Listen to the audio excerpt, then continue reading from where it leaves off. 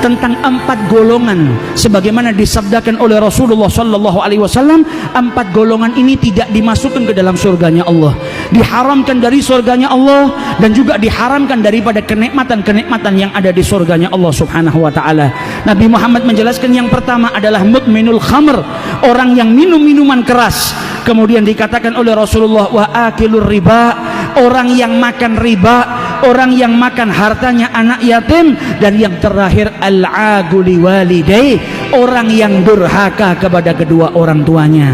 Hati-hati bagi mereka yang masih punya kedua orang tua. Orang tuamu adalah pintumu menuju surganya Allah subhanahu wa ta'ala. Orang tuamu adalah sarana yang paling mudah yang Allah berikan kepada dirimu untuk engkau menuju surganya Allah subhanahu wa ta'ala. Orang tua yang disebut oleh Allah setelah penghambaan kepada Allah, wabil walidaini ihsana. Oleh karena itu Imam Hasan al-Basri ketika ibunya meninggal, beliau menangis luar biasa ketika ditanya, engkau ini imam, engkau ini ulama besar, ditinggal mati oleh ibumu, menangis seperti ini, seperti orang yang tidak berpendidikan. Kata beliau, aku menangis bukan karena gaddarallah, aku menangis bukan karena wafatnya ibuku, karena aku menangis karena ada satu pintu surga yang tadinya terbuka untukku hari ini ditutup oleh Allah subhanahu wa ta'ala. Orang tuaku adalah sarana yang paling mudah untuk menuju ke pintu surganya Allah subhanahu wa ta'ala, dan dengan wafatnya orang tuaku maka tertutup pintu tersebut. Maka bagi kita yang masih memiliki kedua orang tua, hati-hati, jangan sampai kita mengangkat suara kita melebihi daripada suara orang tua kita. Jangan sampai kita mengangkat suara kita tidak sopan kepada orang tua kita, dan itu pun dilarang oleh Allah subhanahu wa ta'ala dalam Al-Quran. Mari kita tiru orang-orang yang mengagungkan orang tuanya, orang-orang yang memuliakan kedua orang tuanya.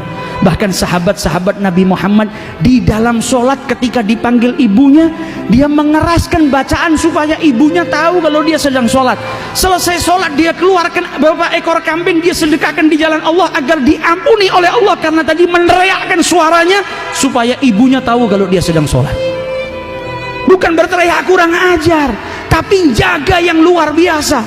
Sayyidina Hasan bin Ali bin Abi Thalib tidak mau makan dengan ibunya Fatimah, sehingga Sayyidah Fatimah bertanya, malaka ya Hasan, kenapa engkau wahai Hasan tidak mau makan dengan ibumu? Maka kata Hasan, wahai ibu, saya takut kalau saya mengambil makanan yang kau ingin makan, sehingga akhirnya saya tergolong sebagai anak yang durhaka kepada kedua orang tuanya. Makanan yang dilirik oleh ibunya, yang mungkin ibunya mau ambil, dia takut kalau makan bersama ia ambil makanan yang ingin diambil oleh ibunya. Mereka orang-orang yang hatinya hidup, mereka orang-orang yang berjuang untuk mendapatkan kemuliaan daripada Allah subhanahu wa ta'ala. Maka dari itu kesempatan bagi kita yang masih memiliki kedua orang tua, muliakan, cintai, berbaktilah kepada kedua orang tua agar kita mendapatkan surganya Allah subhanahu wa ta'ala. Kemudian dilanjut oleh beliau, dan orang yang lagi dilaknat oleh Allah subhanahu wa ta'ala dan tidak akan dimasukkan ke dalam surganya Allah subhanahu wa ta'ala adalah orang yang memutus tali silaturahmi. Berapa banyak akhir-akhir ini kita lihat, gara-gara perbedaan pendapat seseorang memutus tali persaudaraannya, seseorang memutus tali silaturahminya hanya karena permasalahan-permasalahan duniawiyah. Ketahuilah, orang-orang yang memutus tali silaturahmi, memutus persaudaraan, mereka dilaknat oleh Allah subhanahu wa ta'ala, wa iyadzubillah. Bahkan Nabi Muhammad diriwayatkan oleh Al-Asbahani, ketika Nabi duduk beserta para sahabatnya, Nabi berkata kepada orang-orang yang duduk bersama beliau, la yujalisuna al-yawm qati'ur rahim, tidak boleh hari ini ada yang duduk beserta kita orang yang memutus tali silaturahmi. Maka berdiri salah seorang pemuda, dia kembali menjumpai bibinya karena punya masalah dengan bibinya, dia minta maaf dengan bibinya, ia sambung tali silaturahminya, baru kembali ke majelisnya Rasulullah sallallahu alaihi wasallam. Dan Nabi bersabda, innar rahmata lan tanzil, sesungguhnya rahmat Allah tidak turun ala qaumin, atas sekelompok kaum, wa fiha qati'ur rahim, dan ada di antara mereka orang yang memutus tali silaturahmi.